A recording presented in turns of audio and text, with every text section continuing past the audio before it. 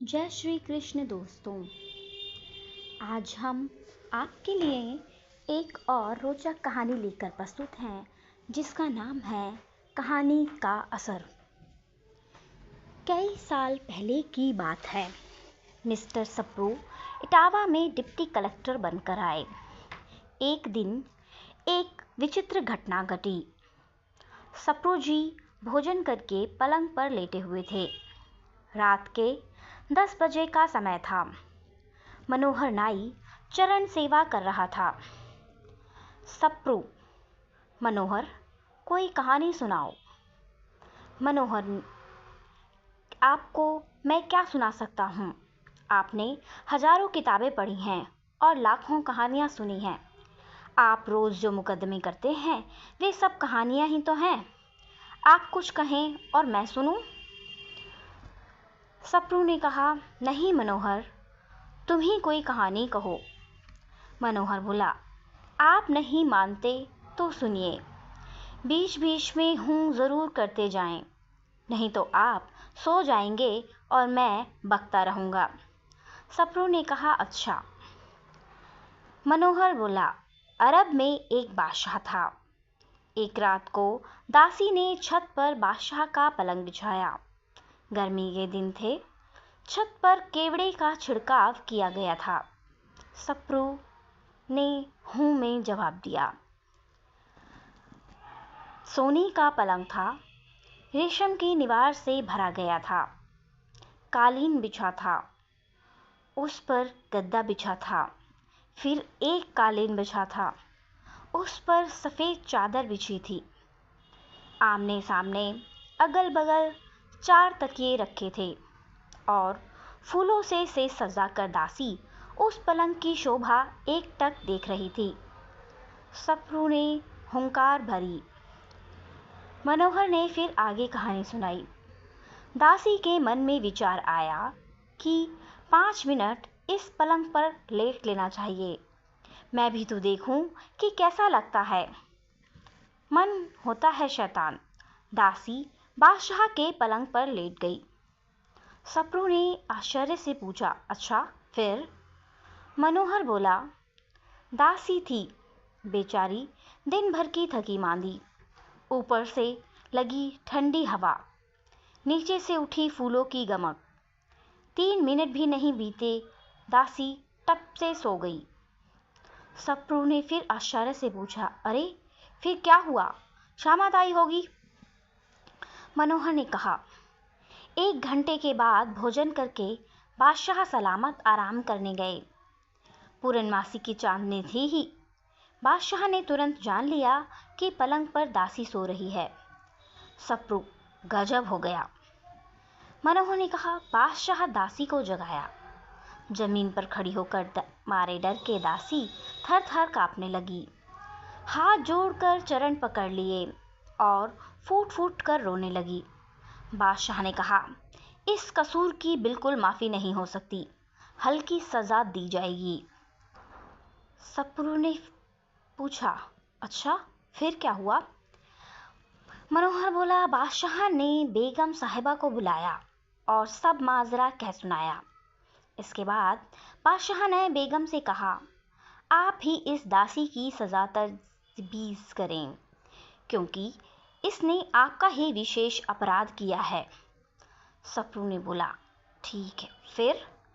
मनोहर ने आगे सुनाया। बेगम साहब ने कहा कि इसने 60 मिनट पलंग पर व्यतीत किए हैं, इसलिए 60 बैंत की सज़ा दी जाती है। सप्रू ने कहा, बहुत सख्त सज़ा दे दी। मनोहर बोला, रुतबा पा जाने पर आदमी कसाई हो जाता है। हाँ, आगे चलो। मनोहर आगे बोला। सजा सुनकर बादशाह के भी होश उड़ गए। बादशाह ने सोचा कि अगर किसी आदमी ने बैंत लगाए तो यह सांप मर जाएगी। सप्रू, तब तक बेगम साहब ने खुद ही कहा कि बैंत मैं ही लगाऊंगी। खूंटी पर से चमड़े का बैंत उठाकर बेगम साहब ने 4-5 हाथ करारे जमा दिए। बेचारी दासी रोती हुई गिर पड़ी। उसके बाद बेगम साहिबा थक गईं औरत की जात मुलायम होती ही है। बादशाह 1 2 3 4 5 कहकर गिनती गिनने लगे। 30 बेंत तक दासी जोर जोर से रोती रही, परंतु उसके बाद दासी की मति पलट गई। 30 से 60 तक दासी खूब हंसती रही। 100 क्यों? सप्रू ने आश्चर्य से पूछा। धीरज रखिए, सब बातें आप ही आप खुलती जाएंगी। अच्छा हाँ। सजा समाप्त होने पर बादशाह ने दासी से पूछा कि तू पहले रोई क्यों और पीछे हंसी क्यों? दासी ने कहा कि चोट के कारण रोई थी, परंतु जब समझ में आया कि मैंने 1 घंटा पलंग पर बिताया तब तो 7 बेंत लगे और बादशाह सलामत रात भर सोते हैं, सो इनकी ना मालूम क्या दशा होगी। पलंग की सजा से बेगम साहिबा भी न बचेंगी। आप दोनों पर अनगिनती बेंत पड़ेंगे। अतः यह सोचकर मैं हंसी कि सजा देने वालों को अपनी सजा की खबर ही नहीं है। जिस तरह से पलंग पर मुझे सोती देख आप क्रोधित हुए, उसी तरह आपको पलंग पर सोता देख खुदा गुस्सा होता है। मेरे हंसने का यही कारण है। इतना सुनते ही बादशाह की बुद्धि बदल गई। बादशाह ने ताज फेंक दिया, इनाम फेंक दिया, जामा फेंक दिया और जूते फेंककर फकीरी कफनी पहन ली। रामचंद्र जी दिन को वन की ओर चले थे। बादशाह ठीक आधी रात को वनगामी हो गया। वाह वाह, the duty is the beauty. Manohar बोला, अंग्रेजी में क्या मुझे गाली देने लगे?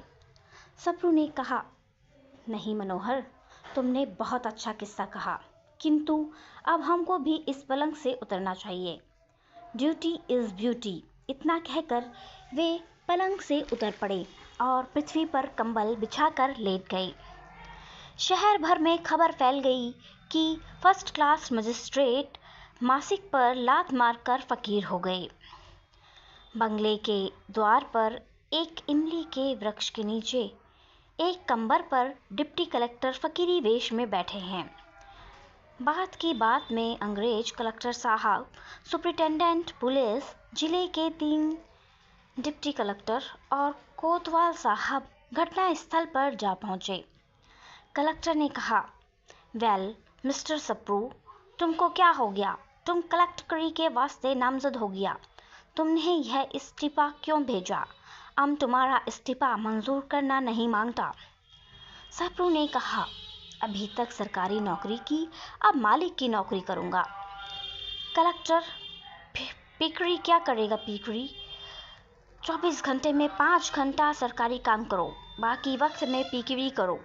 तुम भी राम राम करना, हम भी राम राम करेगा। सप्रू बोला, सजा देने वाले नहीं जानते हैं कि उनके लिए किस सजा की तजवीज़ हो रही है। इस बात ने मेरा कलेजा काट दिया। तहसील भर थना के डिप्टी कलेक्टर ने क्लस्टर से कहा, हुजूर, ज्ञान की बात कृपान की धारा, यानी तलवार की तरह बात भी काट करती है। मेरा मंझला भाई जिला बांदा में तहसीलदार था। एक रोज़ उसने देखा कि एक काले सांप ने एक मेंढक पकड़ा और निगल गया। भाई ने सोचा कि इसी तरह एक दिन मौत का सांप मुझ मेंढक को गटक जाएगा। उसी वक्त वह साधु हो गया। आज तक पता नहीं कि वह कहाँ है। कलेक्टर बोला, मिस्टर सप्रू, अगर तुम मेरी बात पर तुम पर नज़र नहीं डालता तो न सही। अब वह देखो, तुम्हारी खूबसूरत और तालीम याफ्ता बीवी फाटक पर हाथ रखे रो रही है। तुम्हारा छोटा सा बच्चा भी रो रहा है। तुम्हारे बिना तुम्हारे मेम साहब का क्या हाल होगा? तुम्हारा बच्चा कैसे तालीम पाएगा? बच्चे को पढ़ा लिखा दो। आप फिकीर होना, तब हम भी फिकीर होगा। सप्रू बोला, नहीं हुजूर, भूखी प्यासी थकी मांदी पब्लिक का पैसा वेतन के रूप में मैंने जो पलंगबाजी की है, उसकी सज़ा मुझे ज़रूर मिलेगी। अब मैं किसी दूसरे का इंसाफ नहीं करूँगा, खुद अपना इंसाफ करूँगा। जो अपना इंसाफ नहीं करता, वह दूसरों का इंसाफ क्या करेगा? सब ने बहुत समझाया, पर सब व्यर्थ। लाचार होकर कलेक्टर साहब ने इस्तीफा ले लिया। मनोहर नाई छाती पीट पीट कर श्रीमती सप्रू के चरणों में लौट रहा था और कह रहा था कि मैंने नहीं जाना, कहानी में भी असर होता है, नहीं तो यह कहानी नहीं कहता। शहर इटावा से 1 मील दक्षिण में यमुना जी हैं। एक पक्के घाट पर भूतपूर्व डिप्टी कलेक्टर श्रीयुत सप्रू जी बैठे हैं। फटी कमली है और एक मोटा सोटा है। यमुना में खड़े होकर आप घाट पर सोटा खटखटाया करते थे और कभी कभी कहते थे, लगा रहा खटका, खटके का खटका खटपट करता रहे, मत मिटना खटखटा। 10 बजे के करीब झोली लेकर आप भिक्षा लेने शहर में जाते थे। पब्लिक उनको पहचानती तो थी ही, सभी चाहते थे कि आज हमारे द्वार पर आए। रोटी लेते थे, रोटियों को लेकर उस झोली को यमुना जी में डुबोते थे। तदनंतर उस झोली को एक इमली की डाली में लटका देते थे। 4 बजे तक झोली लटकती रहती थी। फिर कुछ आप खाते, बाकी बंदरों में खिला देते थे। फटी कमली के सिवा कोई वस्त्र पास नहीं रखते थे।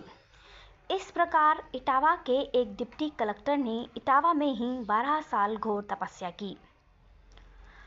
खटखट करते रहने से पब्लिक उनको खटखटा बाबा कहने लगी। एक बार खटखटा बाबा ने भंडारा किया, घी की कमी पड़ गई, कढ़ाई चढ़ी हुई थी, शहर दूर था। आपने एक चेले से कहा कि 2 कलसा यमुना जल लाकर कढ़ाई में छोड़ दो। वैसा ही किया गया। यमुना का जल घी बन गया। पूड़ी सेकी गई। एक बार कोई सिद्ध यमुना जी की बीच धारा